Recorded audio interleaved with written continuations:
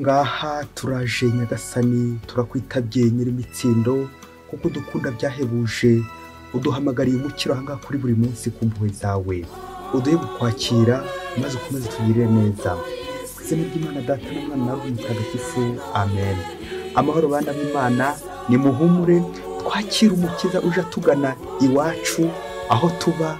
Imana iraje, dore umukiza araje. Ubwo turi mu gihe cya Adventi, tugeze ku wa kabiri kuri tariki ya 20 Ukuboza 2022, ubwo Nyagasani aje iwacu. Reka natwe rero tumwakire hamwe n'amasomo yaduteguriye, maze tumutuze iwacu, umukiza aganze iwacu. Isomo rya mu gitabo cy'umuhanuzi Izayi, umutwe wa 7 umurongo wa 10 kugeza ku 16.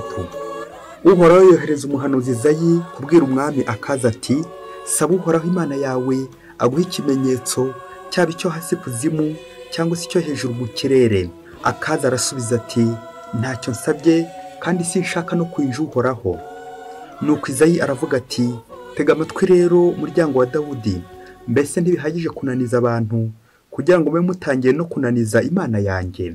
None rero ni Nyagasani ubwe uzabihera ikimenyetso. Dore ngaho mwarasamye inda, akazabyara umuhungu, maze akazamwita Emanueli. Azatungwa n'amata y'ikivuguto n'ubuki, kugira ngo azabashe kwanga ikibi ahitemo icyiza.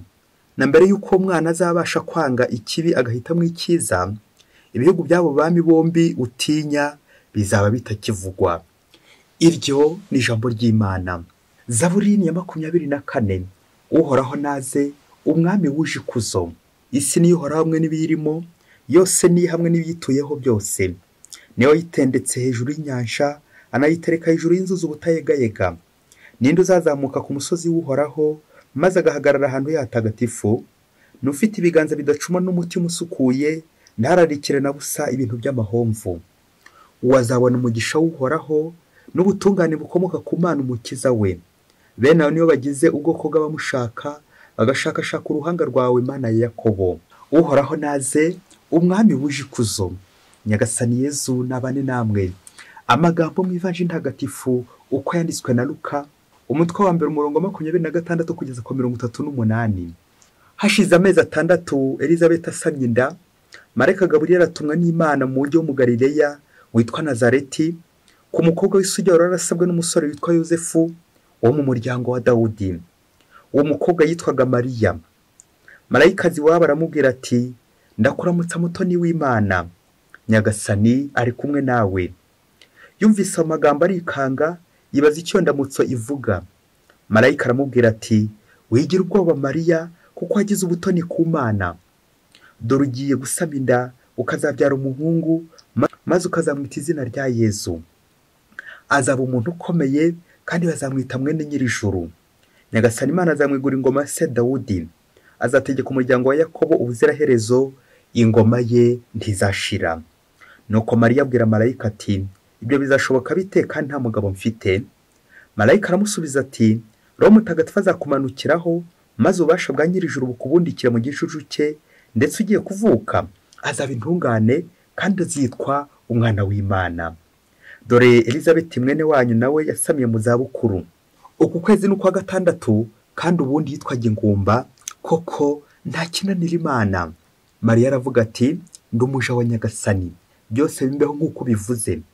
Nuko Marayika amusigaho aragenda. Iyo ni Ivanjili ntagatifu.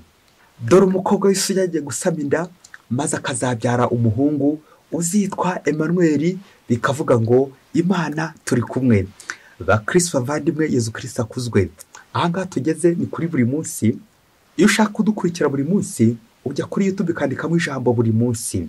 Warangiza kwandika ijambo buri munsi, ugashaka buri munsi. Iyo ugeze kuri buri munsi rero, icyakubwira ni ikirango cya Bibiliya kitwibutsa ko Imana tugomba kuyishakashaka buri munsi, tugomba kwakira Imana buri munsi kugira ngo tubeshweho n'Imana. Nugera kuri buri munsi, uzihutire kwiyandikisha kugira ngo koko ujye wakira buri munsi nyine. Bityo niwiyandikisha, ufungure buri munsi, ufungure buri munsi, ufungurira abandi buri munsi, koko nyine wakiriye Imana buri munsi, ayishyira n'abandi buri munsi. Kwakira Imana, kwishyira abandi buri munsi. Bana b'Imana, turi mu gihe cya Adventi, igihe cyo kwakira umukiza Yezu Kristo uje atugana uzaza kuri Noheli. Amasomo y'uyu munsi aratwereka ko igihe cyageze. Dore dore dore dore, iryo jambo dore rikatwibutsa ko ibihe biri hafi, ibihe biri bugufi, umwami Yezu agiye kuza. Ni muri iki cyumweru rero ubwo tuzizihiza Noheli nyine ku cyumweru tukakira umukiza. Rero aya masomo nategura uwo munsi mukuru wa Noheli ku buryo bwa hafi. Niyo mpamvu tujya kuzirikana ku ngingo nziza igira iti kwakira umukiza. Kwakira umukiza rero biradusaba iki? Utazanura amayira ahari hasigaye hakira utununga twose tudusize, kuko Yohane Batista atahamye kubidukangurira muri iki gihe cya Adventi kugira ngo natwe twakire umukiza. Turaza kugendera ku ijambo bita mu Gifaransa la conception. Iri jambo ryagiye rigaruka cyane cyane mu masomo yose, amasomo twakiriye. Conception, kwakira. Iri jambo conception riva ku nshinga y'ikilatini yitwa concipere, recevoir. Iyo nshinga rero irakomeye bakristo bavandimwe. Concevoir ni ugutwara mu nda, gutwara umwana mu nda ukamwakira ukamutwara. Ntabwo ari ugufata gusa, ntabwo ari ukwakira gusa, ahubwo ni ukwakira ugakomeza. Tukaza kuzirikana nanone ko iyi nshinga concevoir ikinyuranyo cyayo yitwa recevoir. Ku ruhande rumwe ni ukwakira, reception, ahandi ku rundi ruhande ikinyuranyo ni deception, recevoir. Bikavuga ngo recevoir binavuga ngo ntabwo ari akababaro gusa, ntabwo ari agahinda gusa, ahubwo ni ugutenguha, ni ukujugunya, no gutamaza, ni ugukoza isoni. Iyo ntakiriye burya mba nkojeje isoni uwampaye. Rero bakristo bavandimwe natwe uze guhitamo niba ari reception cyangwa niba ari deception. Ese wakira umukiza comme reception, concevoir, cyangwa wakira umukiza comme deception, ukamutenguha, ukamunaniza, ukamujugunya, ukamutamaza, ukamukoza isoni. Ibaze nanjye nibaze. Kwakira umukiza, kwakira agakiza, umukiza uje atugana. Rero twese bakristo bavandimwe niturambura ibiganza maze Imana idushyirireho, nanjye kuvuga idushyirireho agakiza. Uwo ni Yezu Kristo nyine ugiye kuza. Ibiganza byakiriye Yezu bikaza koko gukomeza Yezu, kugira ngo Yezu Kristo akomeze kubana natwe mu buzima bwa buri munsi. Amasomo rero agiye kubidufashamo. Tugaruka kuri iyo nshinga kwakira. Amasomo yombi hagarutse muri iryo jambo conception, gusama. Ubwo twumvise mu isomo rya mbere mu gitabo cy'umuhanuzi Izayi, Imana ituma ku muryango wayo, ikoresha umuhanuzi Izayi, igatuma ku mwami Akazi. Imana ije kumuhumuriza kugira ngo ye kugira ubwoba. Ubwo Akazi hamwe n'umuryango wose wari ukikijwe n'abami babiri babarwanyaga, bagashaka kubahungeta. Uwo muryango w'Imana ndetse n'umwami bakiheba, ariko Imana ije kubahumuriza ibinyujije ku muhanuzi Izayi.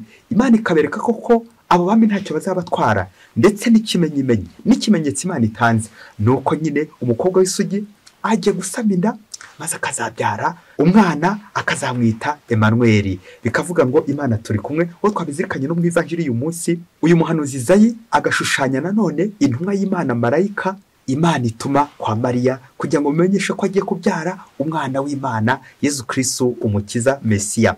Iri somo rero rya mbere rikaza ritwereka uburyo Imana yateguye umugambi wayo, ibisekuruza n'ibisekuruza, nuko bikaza kuzwa muri Ivanjiri y'uyu munsi. Bikira Mariya rero twamwumvise ariwe koko nyine Imana yari yateguye kuva kera na kare kose ko ruzabyara umukiza, paradeyi wateguwe n'Imana. Uwo ni umwami koko waririmbwe n'umuririmbyi wa Zaburi ubwo yagize ati uhoraho naze umwami wuje ikuzo. Amen. Turakira rero Bikira Mariya uyu mwanya utumweho na marayika, Imana ikamutumaho ko ari ugiye kubyara umwana w'Imana. Iri jambo gusama usibye ko twarizirikanye mu isomo rya mbere ndetse no mu Ivanjiri ryagarutsemo inshuro 3. Ubwa mbere bati hashize amezi 6 Elizabeth asamye, marayika Gabriel nyine yatumwe n'Imana. Aha kabiri twumvise iri jambo gusama, la conception, naho marayika nyine atangira kubwira Bikira Mariya, aramubwira ati dore ugiye gusama inda. Gusama inda bakristo bavandimwe, dore ugiye gusama inda ukazabyara umuhungu, maze uzamwita izina rya Yesu. Amen, amen, amen, amen. Aha gatatu twumvise iri jambo gusama, naho marayika n'ubundi arangira Bikira Mariya uko byagenze kwa Elizabeth ubwo yamubwiraga ati dore na Elizabeth mwene wanyu yasamye mu zabukuru. Amen, amen, amen. Ngiryo rero ijambo riri guturanga muri iyi minsi ubwo twitegura kwakira umukiza, hamwe n'amasomo y'uyu munsi, gusamwa, ariko gusamwa ukakira umwana w'Imana.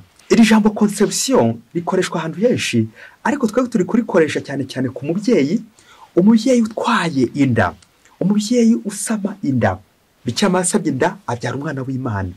natwe ababyeyi bo kuri iyi si dusamira tukabyara abana, ariko abana nabo bazakura bagakora ubutumwa bw'Imana. Iri jambo gusama turaza kuzirikana twibaza ngo umwana asamwa ryari, ni ryari umuntu atangira kwita umuntu.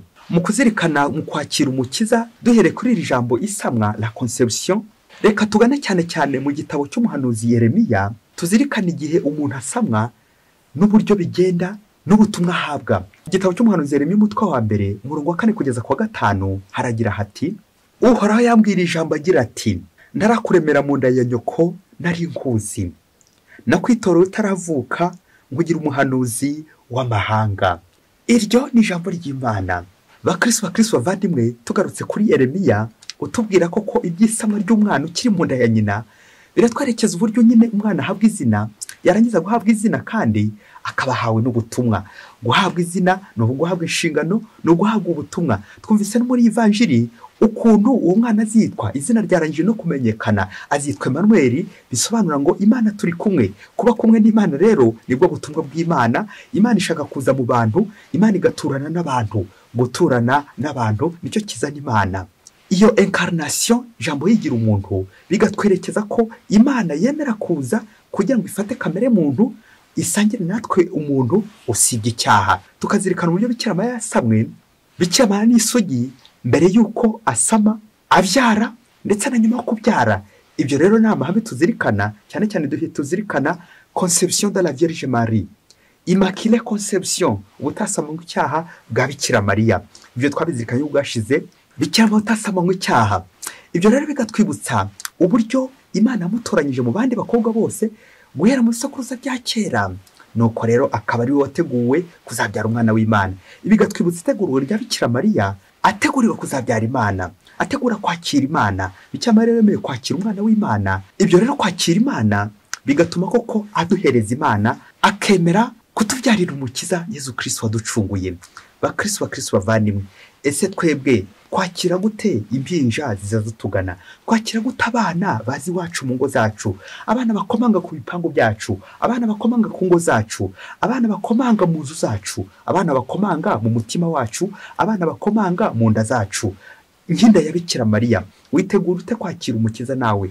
Ese uwo mwana utondagura yanshinga recevoir cyangwa utondagura yanshinga de sauvoir? Ese urakira cyangwa urajugunya? Kugira umubabaro ni bya bindi bya deception, kunangira, gukoza isoni Imana, no kwanga kwakira Imana, no gukuramo inda. Iyo rero wanze kwakira inda y'umwana ukayikuramo, iyo ni de sauvoir, uko no gutenguha Imana. Ibaze nawe kuri iri foto iyo Bikira Mariya kiza gutenguha Imana nawe agakuramo nk'inda ya Yesu, twari kuba turi abakristo bavandimwe. Bamwe bari kuba barahindutse imiserebanya, abandi ikibirima, abandi bicokoma, abandi ingegera, abandi amapusi n'utundi tunyamaswa tw'ubwoko bwinshi.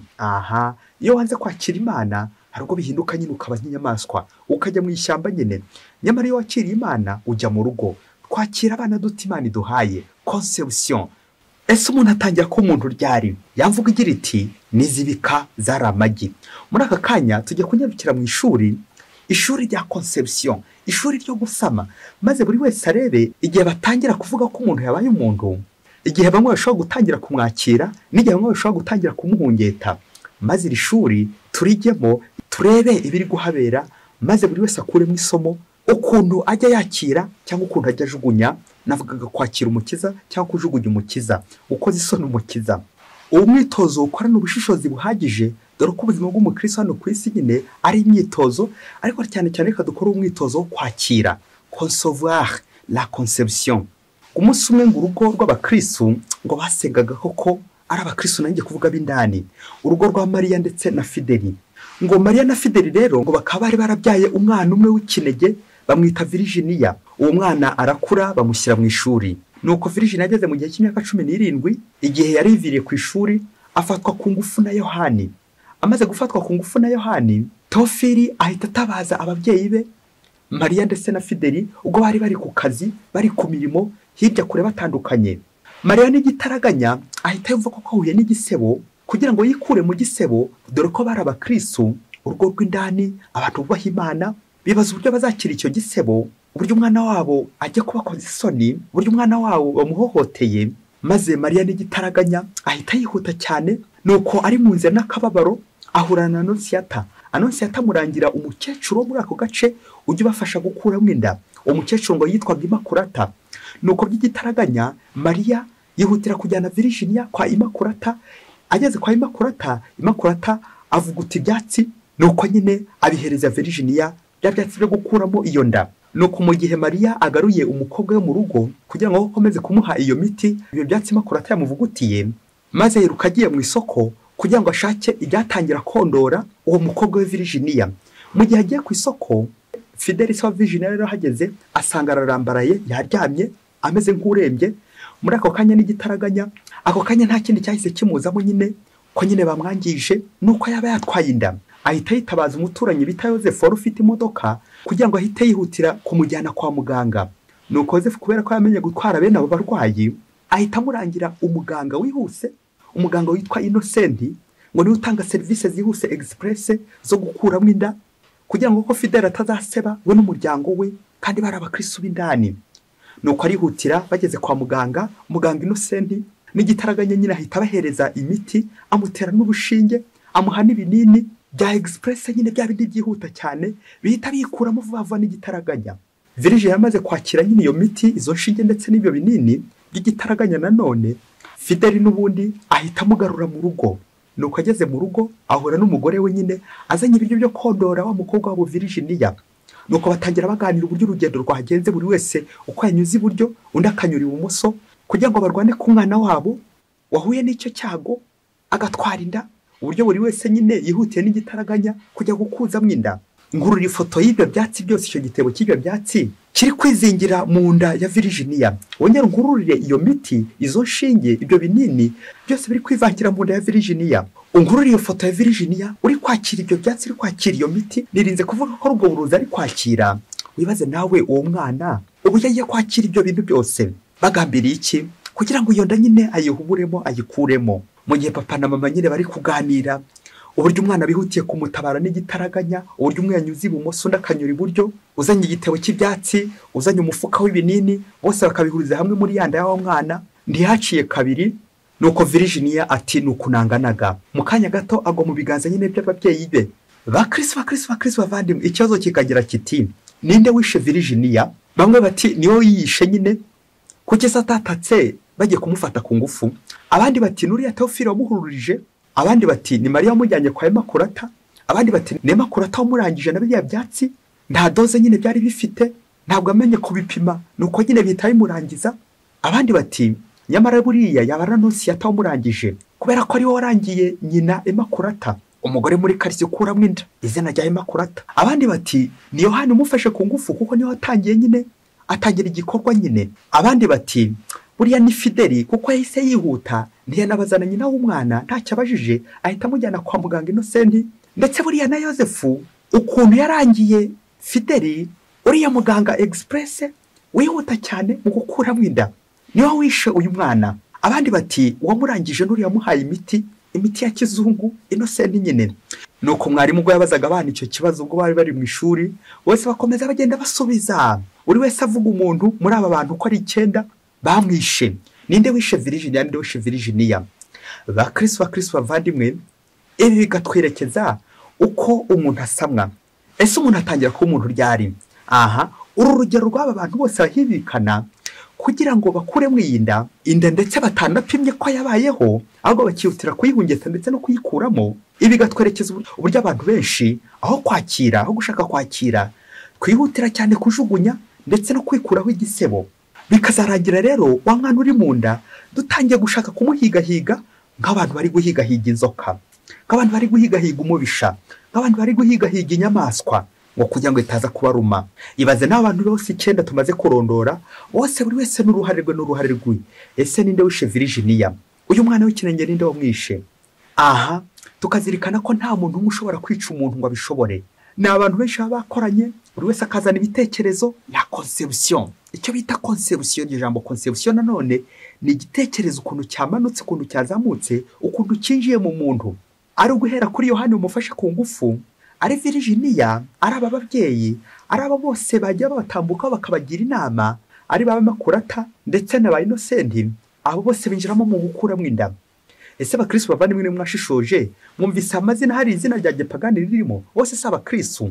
Aha bigatwibutsa ko twese abakristo akenshi twitwikira ubukristo tukayobya abandi inzira mbi, tugashumura abandi, tugashora abandi, bikaza kurangira natwe tugiye muri ba ruharwa bakuyemo inda.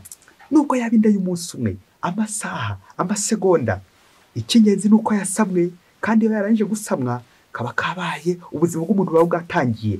De la conception, umuntu atangira kwita umuntu ryari de sa conception, asamwe. Iryo samwe abakristo bavandimwe bo twazikanye muri amasomo rirakomeye cyane. Gusamwa ni ikintu gikomeye cyane. Babyeyi, titireri, muganga doguteri, wasanga ibitaro byawe byarahindutse deception, urukoza soni, gukoza Imana isoni, kujugunya Imana rega no kujugunya intumwa z'Imana, babana bato twatumarayika, abo bana Imana itwoherereza, ya miti za nshinge ubahereza bikaza kurangira koko ubahuhuye ubishe. Ese urugo rwanjye ni reception cyangwa ni deception? Ese umutima wanjye ni reception cyangwa ni deception? Ese umubiri wanjye nk'umubyeyi ni reception cyangwa ni deception? No kwakira cyangwa no kujugunya? Ibaze nanjye nibaze. Kuri ifoto ya makurata ukuramo inda, kuri ifoto ya Innocent utanga imiti, muganga express, kuri ifoto ya Yosefu batwara abantu kwa muganga, batwara abantu mu modoka yabo bagiye gukuramo inda, kuri ifoto za ba Mariya, za ba Fideli, bababyeyi banga guseba ngo bahato bataza kwakira igisebo, bakanga kwakira umwana. Aha waza kumbaza uti ese iyo bagufashe ku ngufu nyine ntabwo uhutira kwitabara kugira ngo utaza guseba? Bakristo bavandimwe, tuze kwibuka aka kantu ngiye kuvuga. Mu mateka batubwira ko Bikira Mariya yasamye inda we afite imyaka 14. Rero twebwe abantu nitwe dushinze kuvangura ngo mineri na majeri. Ndabizingiye ngo ntabwo tuza kwivugaho rumwe twese, ariko icyo twazirikanaho dutiriwe tujya muri ba mineri na ba majeri ngo yafashwe ku ngufu ngo nguyu ntiyarageze imyaka 18. Uze kuzirikana ngo iyo umwana yasamwe uwo nawe ni umuntu nyine. Ese ninde mineri? Ari uri ufite 17, ari uri ufite isaha imwe asamwe? Mineri ninde muri abo? Uze kwibaza icyo kibazo. Umuto muri abo muri bo uwo washobora kurengera koko, nguko abenshi turwana ku gihagararo cyacu, tukarwana ku bwema bwacu, tukirinda guseba, imara turi gusebya Imana. Njyo deception. Abantu benshi dutondagura inshinga de sauvoir aho gutondagura recevoir cyangwa concevoir, bikaza kurangira koko Imana tuyihungetse, bikaza kurangira Imana tuyijugunye. Ngo kujugunya Imana gukoza Imana isoni. Natwe abakristo bavandimwe ba Imakurata, ba Mariya, ba Virginia.